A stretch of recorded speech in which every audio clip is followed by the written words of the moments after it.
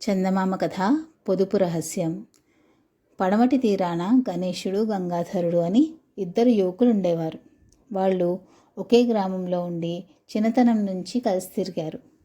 వాళ్ళు యుక్త వయస్కులై తమ బతుకు తెరువు తాము చూసుకోవాల్సి వచ్చేసరికి వారుండే ప్రాంతం బొత్తిగా కాటక ప్రాంతమైపోయింది. అందుచేత వాళ్ళు తూర్పు తీరానికి వెళ్ళి సంపద సమృద్ధిగా ఉండే చోట జీవనోపాధి కల్పించుకుందాం అనుకున్నారు. మనిషి పొట్టకు ఎంత కావాలి? ఇంత అన్నము, ఎండు చేపలు తింటూ ఎంతకాలమైనా బతకొచ్చు.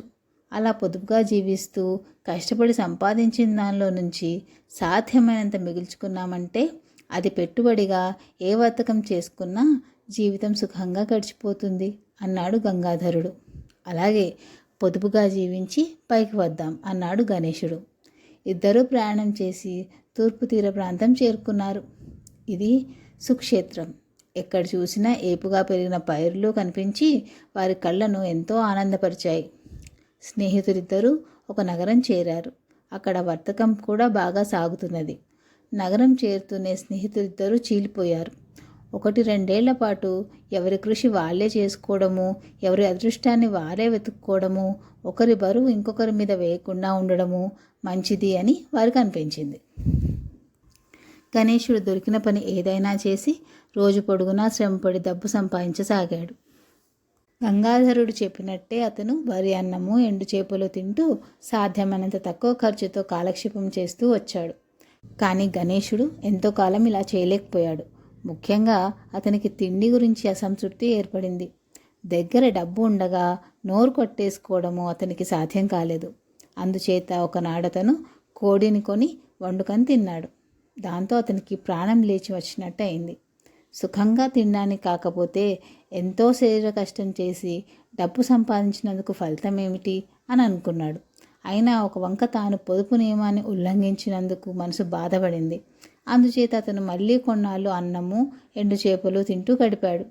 కానీ అది భోజనం లాగానే లేదు. కోడి రుచి అనుక్షణము జ్ఞాపకం వచ్చేది. చివరికి గణేశుడి జిహ్వ చాపల్యమే గెలిచింది. అతను తన దగ్గర ఉన్నదంతా రుచిగా తినడానికే ఖర్చు చేయసాగాడు.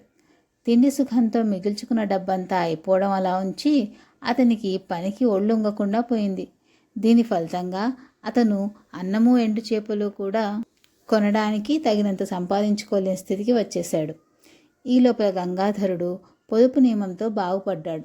అతను ప్రతి రాగి దమ్మిడి కూడా ప్రాణంతో సమంగా ఎంచి తన కష్టార్జితాన్ని కూడబెట్టి చిన్న చిన్న వ్యాపారాలతో ప్రారంభించి క్రమంగా పెద్ద వర్తకానికి ఎగబాకి అందులో త్వరగా పైకి వచ్చి కొంత ఆస్తి సంపాదించుకొని ఇల్లు కట్టుకొని పెళ్లి చేసుకున్నాడు.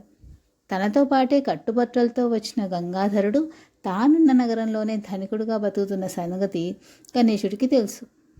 అందుచేత తన మిత్రుడి సహాయం పొందుదామన్న ఉద్దేశంతో అతను గంగాధరుడి ఇంటికి వెళ్ళి తనకు అదృష్టం కలిసి రాలేదని, తనకు పూటకింత అన్నము, ఎండు చేపలు కూడా కరువయ్యాయని మొరపెట్టుకున్నాడు.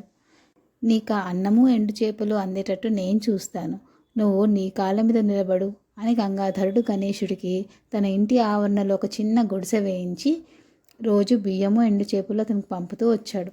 వాటితో గణేశుడు వంట చేసుకొని తింటూ వచ్చాడు. కొద్ది రోజులు గడిచాక గంగాధరుడు గణేశుడిని పిలిపించి, రోజు ఎండు చేపలు తినటం నీకు చవి చచ్చినట్టుగా ఉంటున్నదేమో, ఒక పని చెయ్యి, నా చింత తోపుల్లోకెల్లా చిన్న చింత మొక్కను నీకు ఇచ్చేస్తాను, దాని ఆకులు తెచ్చి చేపల కూరలో వేసుకొని ఉడకబెట్టావంటే రుచిగా ఉంటుంది, ఆ పని చెయ్యి అన్నాడు. గణేశుడు తన మిత్రుడి చింతల తోపుకి వెళ్ళి అక్కడ ఉన్న మొక్కల్లో చిన్న దాని నుంచి ఆకులు తీసుకొని చేపల కూరలో వేశాడు. కూర రుచిగానే ఉన్నది. అయితే కొద్ది రోజుల్లోనే చింత మొక్కన ఒక్క ఆకు కూడా లేకుండా పోయింది. గణేశుడు తన మిత్రుడి వద్దకు వెళ్ళి మరొక చింత చెట్టు నుంచి ఆకు కోయడానికి అనుమతి కోరాడు. ఈసారి ఉన్న చెట్లన్నిటిలోకి పెద్ద చెట్టు నుంచి ఆకు కోసుకో అన్నాడు గంగాధరుడు. మళ్ళీ కొన్నాళ్ళు గడిచాయి. గంగాధరుడు గణేశుడిని పిలిచి, నువ్వు కోసుకునే చెట్టున చింతాకు అయిపోలేదు కదా అన్నాడు. నేను రోజుకి గుప్పెడు ఆకు కోస్తే ఆ చెట్టున మర్నాటికి 2 గుప్పెళ్ళ చిగుర్లు పుట్టుకొస్తున్నాయి అన్నాడు గణేశుడు. నువ్వు చేసిన దానికి నేను చేసిన దానికి అంతే తేడా. నువ్వు నీ ఆర్థిక స్థితి చిన్న మొక్కగా ఉండగానే దాన్ని దోచావు. నేను పెద్ద చెట్టు అయ్యేదాకా ఓపిక పట్టి దాని నుంచి నాకు కావలసినంత అనుభవించగలుగుతున్నాను. నీ జీవితం 3 బారైపోయింది, నా జీవితం 3 పూలు 6 కాయలుగా ఉన్నది అన్నాడు గంగాధరుడు. అవును, ఇక నేను నీ మీద ఆధారపడక మళ్ళీ జీవితం ప్రారంభిస్తాను అని గణేశుడు తన స్నేహితుడు చెప్పిన నీతిని అమలు చేయడానికి పూనుకున్నాడు. కథ సమాప్తం.